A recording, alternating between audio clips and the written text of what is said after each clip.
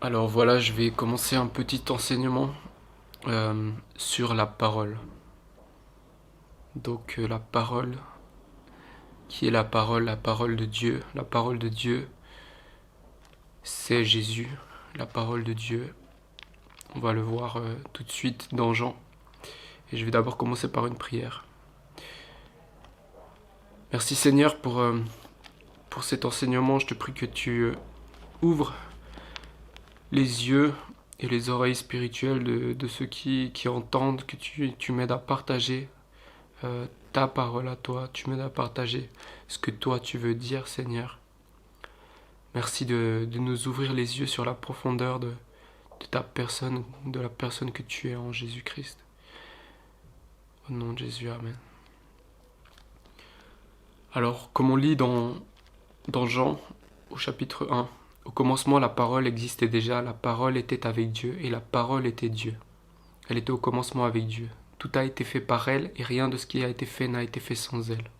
En elle, il y avait la vie, et cette vie était la lumière des êtres humains. La lumière brille dans les ténèbres, et les ténèbres ne l'ont pas accueillie. Il y eut un homme envoyé par Dieu, son nom était Jean. Il vint comme témoin pour rendre témoignage à la lumière, afin que tous croient par lui. Il n'était pas la lumière, mais il vint pour rendre témoignage à la lumière. Cette lumière était la vraie lumière, qui, en venant dans le monde, éclaire tout être humain. Elle était dans le monde, et le monde a été fait par elle. Pourtant, le monde ne l'a pas reconnue. Elle est venue chez les siens, et les siens ne l'ont pas accueillie. Mais à tous ceux qui l'ont acceptée, à ceux qui croient en son nom, elle a donné le droit de devenir enfants de Dieu, puisqu'ils sont nés non du fait de la nature, ni par une volonté humaine, ni par la volonté d'un mari, mais qu'ils sont nés de Dieu. Et la parole s'est faite homme, elle a habité parmi nous. Pleine de grâce et de vérité, nous avons contemplé sa gloire, une gloire comme celle du Fils unique venu du Père. Amen. Alors on voit qu'au commencement, Dieu il a tout créé par sa parole, comme on peut voir dans Genèse, quand Dieu il a dit que la lumière soit, la lumière fut. Et donc on voit que cette parole en fait n'est pas simplement juste une parole. Cette parole en fait est créatrice. Cette parole a, a pris part à la création du monde avec Dieu. Et cette parole est la lumière des êtres humains. En elle il y avait la vie. Et Jean est venu pour rendre témoignage à cette lumière. Donc Jean qui a annoncé la venue de Jésus. Donc tout a été fait par elle, par cette lumière. Et elle est venue chez les siens, chez les juifs, et pourtant ils ne l'ont pas reçue. Mais à tous ceux qui croient en elle, elle a donné le pouvoir de devenir enfants de Dieu. Parce que cette parole créatrice nous donne le pouvoir de devenir enfants de Dieu. Elle nous donne le pouvoir de devenir enfants de Dieu, et c'est pas seulement qu'on est né de cette de nature humaine, mais c'est une parole qui nous permet de naître de nouveau, de naître de Dieu. Et si on lit dans dans Éphésiens 6, le combat entre finalement la parole qui est la vérité, parce qu'on sait que Jésus est la parole, et Jésus a dit je suis le chemin, la vérité, la vie. Et il est écrit vous connaîtrez la vérité vous rendra libre.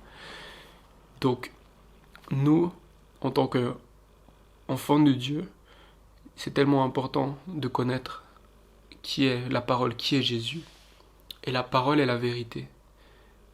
Et si on ne connaît pas la vérité, on peut difficilement être libre. Bien qu'on soit enfant, c'est comme si je peux être fils de mon père, mais je ne le connais pas. Et du coup, je ne suis pas libre parce que je ne connais pas le fonctionnement de la maison de mon père. Donc si je ne connais pas le fonctionnement de la maison de mon père, je peux toujours me comporter comme un esclave et pas comme un fils. Alors c'est pour ça que c'est tellement important de connaître cette parole. Et quand on lit dans Éphésiens 6, je lis à partir du verset 10. En effet, mes frères et sœurs, fortifiez-vous dans le Seigneur et dans sa force toute puissante. Revêtez-vous de toutes les armes de Dieu afin de pouvoir tenir ferme contre les manœuvres du diable. En effet, ce n'est pas contre l'homme que nous avons à lutter, mais contre les puissances, contre les autorités, contre les souverains de ce monde de ténèbres, contre les esprits du mal dans les lieux célestes. C'est pourquoi prenez toutes les armes de Dieu, afin de pouvoir résister dans le jour mauvais et tenir ferme après avoir tout surmonté. Tenez donc ferme, ayez autour de votre taille la vérité en guise de ceinture, enfilez la cuirasse de la justice, mettez comme chaussure à vos pieds le zèle pour annoncer l'évangile de paix, prenez en toutes circonstances le bouclier de la foi avec lequel vous pourrez éteindre toutes les flèches enflammées du mal. Faites aussi bon accueil aux casques du salut et à l'épée de l'esprit, c'est-à-dire la parole de Dieu. Faites en tout temps par l'esprit toutes sortes de prières et de supplications, veillez à cela avec une entière persévérance, et en priant pour tous les saints. Priez pour moi afin que lorsque j'ouvre la bouche, la parole me soit donnée pour faire connaître avec assurance le mystère de l'Évangile. C'est pour lui que je suis ambassadeur dans les chaînes. Priez que j'en parle avec assurance comme je dois le faire. Enfin, là où je voulais en venir, c'est surtout le verset 17. Faites aussi bon accueil aux casques du salut et à l'épée de l'esprit, c'est-à-dire la parole de Dieu. Donc là, dans ces versets, Dieu nous parle qu'il y a un combat spirituel contre Satan, qui est, on le sait, le père du mensonge. Satan, il vient que pour voler, détruire, tuer, égorger, comme c'est écrit je crois dans Jean. Et du coup, on doit prendre toutes les armes de Dieu pour finalement faire face au père du mensonge. Et nous, notre Père est le Père de la vérité. Et c'est lui qui nous rend libres, c'est cette vérité qui nous rend libres.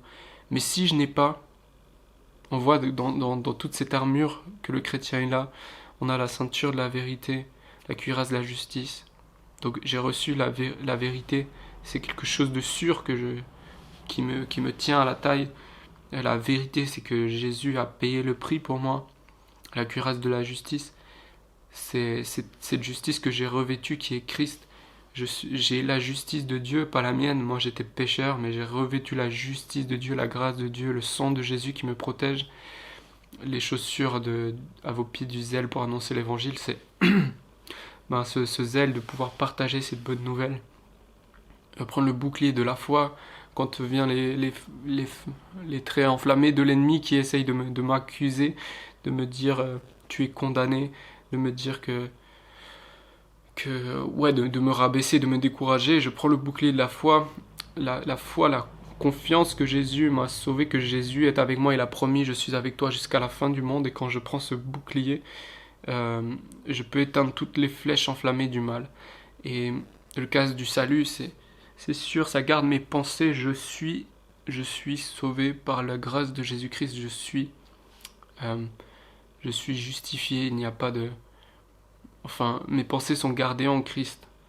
Que rien ne pourra m'enlever le salut, si ce n'est moi qui peux le rejeter par choix. Mais comme il est écrit dans Romains 8, qu'est-ce qui peut nous séparer de l'amour de Christ? Ni les anges, ni les dominations, ni rien ne peut nous séparer de l'amour de Christ. Et ce qui n'est pas mentionné dans ce verset de Romains 8, c'est nous. Donc, bien sûr que nous, on peut un jour décider de s'éloigner à nouveau. Alors je vais lire dans Romains 8, 35, depuis le verset 35, « Qui nous séparera de l'amour de Christ? Serait-ce la détresse, l'angoisse, la persécution, la faim, le dénuement, le danger ou l'épée? De fait, il est écrit, c'est à cause de toi qu'on nous met à mort à longueur de journée, qu'on nous considère comme des brebis destinées à la boucherie. Au contraire, dans tout cela, nous sommes plus que vainqueurs grâce à celui qui nous a aimés. En effet, j'ai l'assurance que ni la mort, ni la vie, ni les anges, ni les dominations, ni le présent, ni l'avenir, ni les puissances, ni la hauteur, ni la profondeur, ni aucune autre créature ne pourra nous séparer de l'amour de Dieu manifesté en Jésus-Christ notre Seigneur. » Donc on voit bien que rien ne peut nous séparer de l'amour de Dieu qu'il a été manifesté envers nous par Jésus-Christ et son sacrifice à la croix.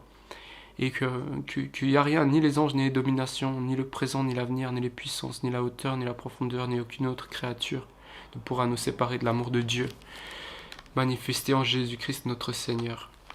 Donc il n'y a rien qui peut nous séparer. Il n'y a rien, car Dieu, il va nous garder, et il nous garde par la puissance de son esprit. Il nous garde, mais on est dans ce combat spirituel, et on a besoin de notre arme qui est l'épée de l'esprit, c'est-à-dire la parole de Dieu. C'est la seule chose qui nous reste, c'est cette parole de Dieu, c'est ses promesses, c'est la vérité. Et c'est ça qui nous libère et qui nous permet de sortir de toute... des ténèbres en fait. Si on lit aussi pour montrer la puissance de cette parole, si on lit dans Hébreux 4, 11, depuis le verset 11. « Empressons-nous donc d'entrer dans ce repos, afin que personne ne tombe en donnant le même exemple de désobéissance. » C'est depuis le 12, pardon. « En effet, la parole de Dieu est vivante et efficace, plus tranchante que toute épée à deux tranchants, pénétrante jusqu'à séparer âme et esprit, jointure et moelle. Elle juge les sentiments et les pensées du cœur. Aucune créature n'est cachée devant lui, tout est nu et découvert aux yeux de celui à qui nous devons rendre compte. » On voit là, il est écrit que la parole de Dieu, elle est vivante, elle est efficace et plus tranchante que toute épée à deux tranchants. Elle pénètre jusqu'à séparer âme et esprit, jointure et moelle.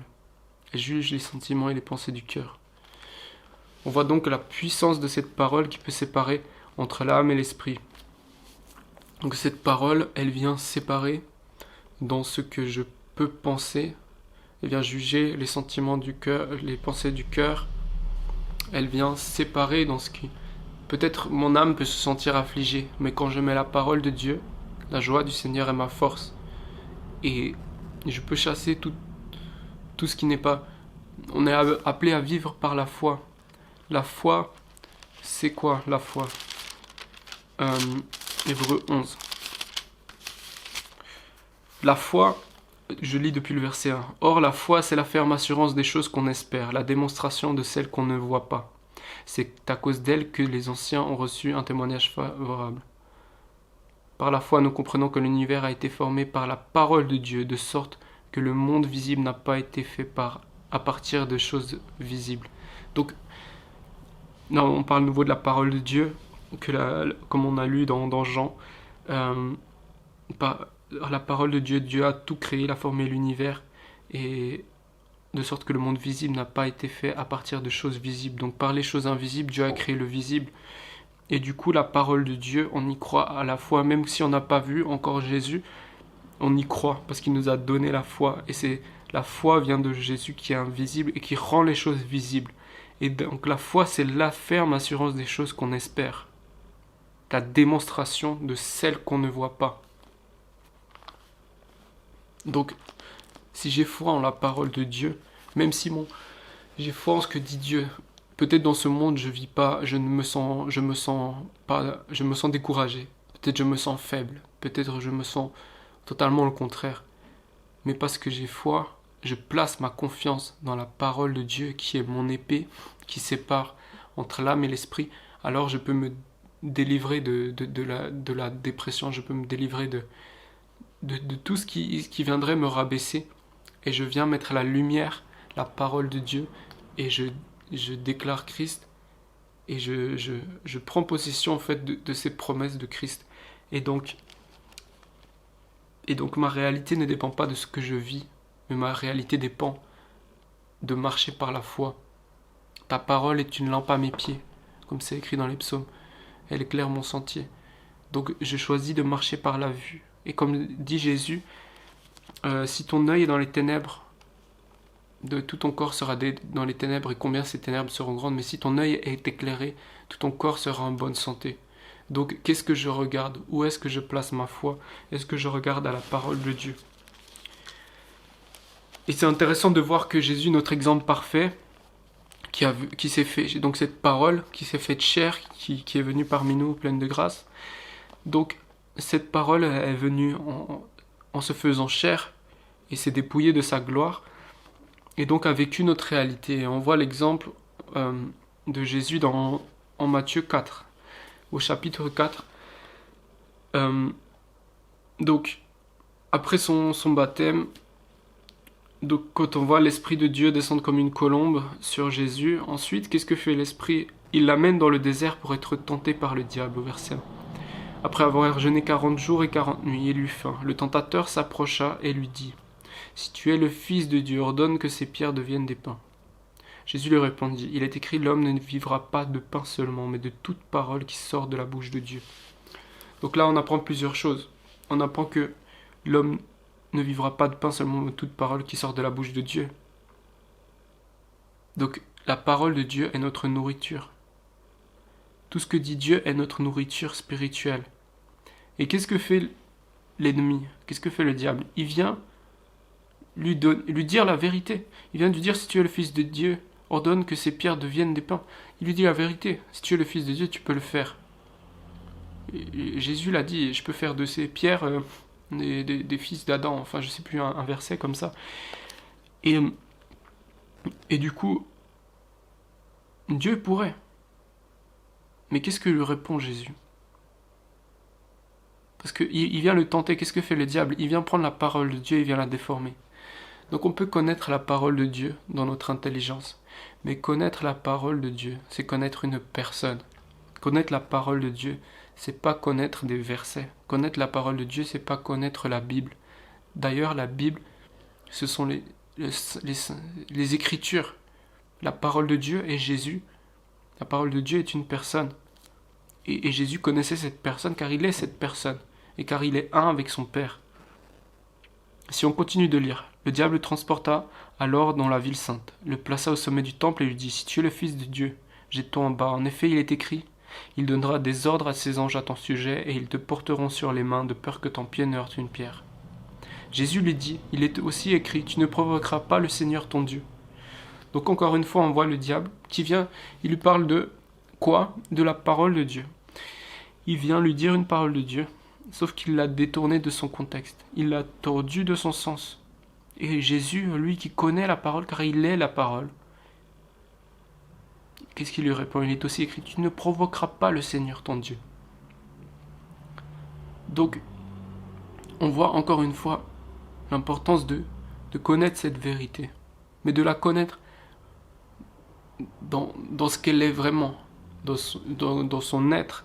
Et Jésus, il la connaît dans son être, et le diable vient essayer de faire une copie de la parole et de la détourner. En fait, c'est ce que fait tout le temps le diable. Donc, à nous de connaître personnellement la parole, pas de connaître juste des textes. Le diable le transporta encore sur une montagne très élevée, lui montra tous les royaumes du monde et leur gloire, et lui dit, je te donnerai tout cela si tu te prosternes pour m'adorer. Jésus lui dit alors, retire-toi Satan. En effet, il est écrit, c'est le Seigneur ton Dieu que tu adoreras, et c'est lui seul que tu serviras. Alors le diable le laissa, et voici que les anges s'approchèrent de Jésus et le servirent. Et cette parole, en fait, Jésus a marché dans l'obéissance parfaite, dans l'obéissance à la parole. Il a cru à la parole jusqu'à la mort. Il s'est rendu obéissant jusqu'à la mort de la croix, pour nous donner la vie, pour nous libérer. Et en fait, des fois on se dit, mais Seigneur, je sens pas ton amour, je sens pas que je t'aime. Mais qu'est-ce que répond Jésus? C'est le Seigneur ton Dieu que tu adoreras, et c'est lui seul que tu serviras. Puisque cette parole a été déclarée par Dieu comme un commandement, nous qui avons reçu la parole, Jésus s'est fait malédiction pour nous donner la bénédiction. Et nous sommes devenus enfants de Dieu, nés pas de la volonté de la nature humaine, de la chair, mais nés de Dieu. Je suis forcément soumis à cette parole. Je suis forcément obéissant à cette parole de par ma nouvelle nature, de par la parole qui vit en moi, qui agit en moi. Et donc, parfois, on essaye de suivre la parole de manière par notre intelligence. Mais la parole est vivante, efficace. La parole n'est pas une théorie, n'est pas un livre. La parole, elle est vivante et efficace. Alors, ce que je ne vis pas maintenant avec Dieu, et que j'aspire, ou que Dieu veut me guider dans la destinée où Dieu veut me guider, c'est simplement que la parole n'a pas encore agi assez profondément dans mon cœur, et que je dois me laisser tailler par cette parole qui va ôter tout ce tout ce qui est de mon passé, tout ce qui n'est pas encore aligné complètement à l'homme nouveau, qui est la parole, qui est Christ, revêtir la parole, qui est l'homme nouveau. Et tout ce qui n'est pas en conformité doit encore être taillé par cette épée de la vérité, qui va alors me libérer pour porter encore plus de fruits, des fruits dans le royaume de Dieu, des fruits dans le monde invisible, des fruits, des racines qui vont prendre dans le monde invisible pour venir donner des fruits dans le monde visible. Les racines d'un arbre, on ne les voit pas. Par contre, on voit les fruits. Et on sait que si un arbre il ne porte pas de bons fruits, ou qu'il ne porte pas de fruits, il y a sûrement un problème aussi avec les racines. Et de la même manière pour nous, c'est vraiment cette intimité avec Dieu, de le connaître dans l'intimité. Comme Jésus, il a passé ses 40 jours de jeûne dans le désert. Et après, le diable s'est approché de lui et l'a tenté. Et c'est cette intimité qui nous permet d'être imbibés de sa parole, de cette vérité, et de marcher dans cette vérité et de marcher dans cette liberté. Alors je voudrais juste encourager tout le monde à ne pas prendre cette parole comme ou quand vous lisez la Bible, à ne pas penser que vous êtes en train de lire la parole, mais la parole est Jésus, la parole est vraiment Jésus, et on doit le découvrir dans son cœur. Dieu se révèle à nous, il se révèle à ses enfants, et nous sommes ces brebis, et les brebis entendent la voix de leur berger. Et donc si on entend sa voix, on entend sa parole, et vraiment on doit s'équiper de cette épée. Alors voilà, c'est ce que je voulais partager, vous encourager à vraiment voir la puissance de la parole créatrice de Dieu, qui peut changer toutes les situations, qui peut renverser toutes nos manières de penser, qui peut guérir toutes les blessures des cœurs, qui peut nous libérer de tout fonctionnement qui ne vient pas de Dieu finalement, de fonctionnement. Peut-être on a grandi d'une certaine manière avec certains fonctionnements, on a eu certaines choses dans la vie qui nous font réagir d'une certaine manière, mais Dieu, par sa vérité, par sa parole, peut changer, replacer notre être finalement dans ce pourquoi il l'a créé. Et c'est vraiment cette connaissance de la parole, de la vérité, qui nous libère. Alors je voudrais juste prier pour terminer. Je te remercie Père pour ta parole. Merci parce que tu es la parole. Merci parce que ta parole elle est puissante, parce que tu as créé l'univers. Tout a été créé en Christ, par Christ et pour Christ. Et je te remercie que tu as fait de moi un homme nouveau, je suis une nouvelle créature. Merci parce que tu es le nouvel Adam qui est venu donner cette nature divine, Seigneur. Et merci parce que tu nous as rendus saints, tu nous as rendus saints, Seigneur, par ton sacrifice et cette nouvelle naissance. Par la puissance de ton esprit, par ta parole, tu nous as ramenés à la vie, Seigneur, et tu nous as fait asseoir dans les lieux célestes avec Christ. Et je te rends gloire pour ça, Père, et je te remercie, et je te prie, ouvre mes yeux, ouvre les yeux de ceux qui écoutent de l'infinie richesse de ta gloire, qu'on puisse regarder dans un miroir, qu'on puisse contempler comme dans un miroir ta gloire à toi, comme c'est écrit, et Seigneur, qu'on puisse oublier qui on est, Seigneur, que la mort soit engloutie par la vie. Merci Seigneur que tu as englouti la mort par ta vie, Seigneur. Je te remercie Père et je te prie, ouvre les yeux sur la puissance de ta parole qui est l'épée de l'esprit à toute personne qui regarde. Et je prends autorité dans les pensées de chaque personne par la puissance de la parole de Dieu. Et je commande à tout ce qui n'est pas de Jésus-Christ de quitter maintenant au nom de Jésus ses pensées. Tout mensonge, tout découragement, toute tristesse, je t'ordonne au nom de Jésus de partir maintenant au nom de Jésus. Merci Seigneur parce que la joie du Seigneur est ma force. Merci Seigneur parce que nous sommes rachetés par la puissance de ta parole Seigneur. Amen.